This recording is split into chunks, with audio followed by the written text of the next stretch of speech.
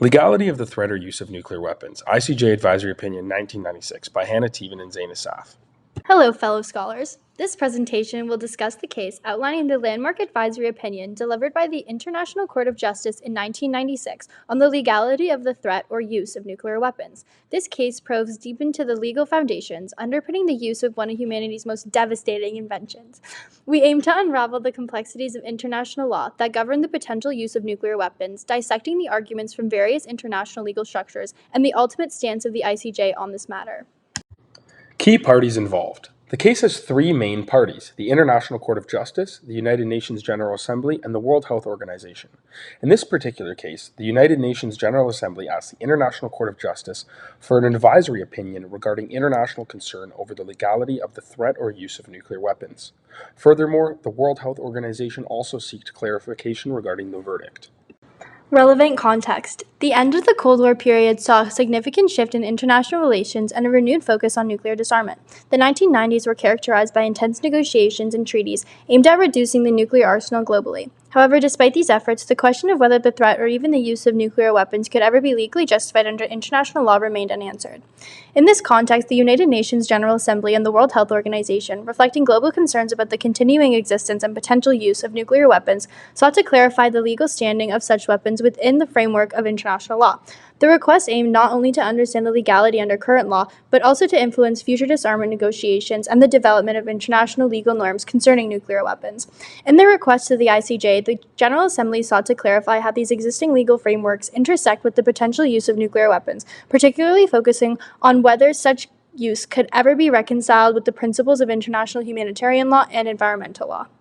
Legal mechanisms. The ICJ's advisory opinion regarding these questions were grounded in several key areas of international law, particularly the United Nations Charter, more specifically Article 51, which recognizes the inherent right of individual or collective self-defense if an armed attack occurs against a member of the United Nations. There is also widely accepted international humanitarian law that is relevant, including the Geneva Conventions, which emphasize the protection of civilians and non-combatants during armed conflicts. These principles of distinction, such as proportionality and necessity, are central to assessing the legality of nuclear weapon use. Next, there's also concerns within environmental law. Given the devastating impact of nuclear weapons on the environment, treaties and principles aimed at protecting the natural world were also relevant. These include the 1972 Stockholm Declaration and subsequent treaties that focus on preventing widespread, long-term, and severe damage to the natural environment. There are three advisory questions and findings, and the first of which was when the General Assembly asked the ICJ, is the threat or use of nuclear weapons in certain circumstances permitted under international law? The ICJ responded to this question by coming to the decision of yes, nuclear weapons in certain circumstances are permitted under international law. However, the threat or use of nuclear weapons in all circumstances under their jurisdiction and international law is neither authorized nor prohibited. A threat of use of this nuclear weapon would be considered legal under the UN Charter if it met all requirements of Article 51. Such threat or use should also be compatible with the requirements of international law applicable in armed combat, particularly those principles and rules of international humanitarian law. Furthermore, the threat or use of nuclear weapons must be in accordance with specific obligations under treaties that explicitly pertain to nuclear weapons and their proliferation. In any case, a state obligation exists to pursue in good faith and bring to a conclusion negotiations leading to nuclear disarmament in all aspects under strict and effective international control. The next advisory questions and finding pertain to the General Assembly and the World Health Organization, who asked the ICJ for an advisory opinion about the legality of the threat or use of nuclear weapons. However, the core question being asked was, may the International Court of Justice give an advisory opinion on any legal questions at the request of whatever body may be authorized by or in accordance with the Charter of the United Nations to make such a request?